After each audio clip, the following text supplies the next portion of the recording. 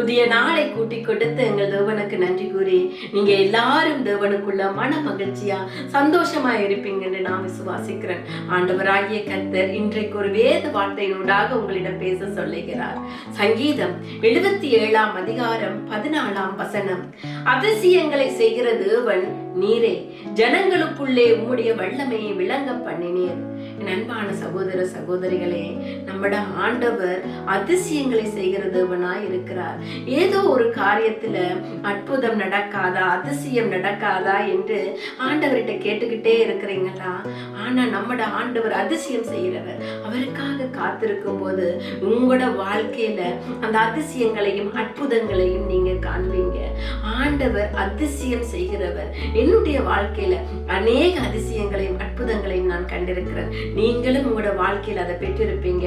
ஆண்டவர் செய்த நன்மைகளை சாட்சிகளாக சொல்லும் போது அநேகர் அதை அறிந்து கொள்ளுவாங்க. ஏனென்றால் உண்மை உள்ள தேவன் தாவீது ராஜா ஆண்டவர் செய்த நன்மையை நினைத்து அவர் பாடுகிறாரு. அவருடைய வார்த்தை ஊடாக சொல்கிறார், அதிசயங்களை செய்கிற தேவன் நீரே, ஜனங்களுக்குள்ளே உம்முடைய வல்லமை விளங்க பண்ணினீர். நீங்க ஆண்டவரை தேடும் போது, அவரை தினமும் ஆராதிக்கும் போது உங்களோட வாழ்க்கையில நீங்க அதிசயங்களை காண்பீங்க. அது மாத்திரமல்ல, உங்களை பார்க்கிற அநேகருடைய கண்கள் நீங்க உங்களுடைய தெய்வம், நீங்க ஆராதிக்கிற தெய்வம் எவ்வளவு உண்மையுள்ள தெய்வம் என்பதை பிறர் காணும் வண்ணமாக இருக்கும். அப்ப ஆண்டவரை அதிகமா தேடுங்க, அவருடைய வழியில் நடந்து வாங்க.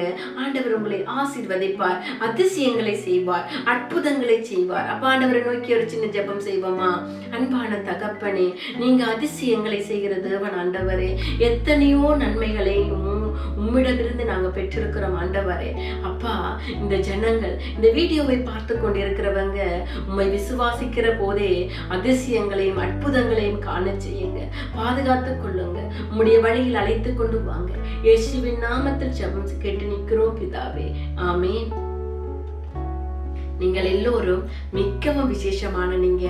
ஆண்டவர் உங்களை ஆசீர்வதிப்பார்.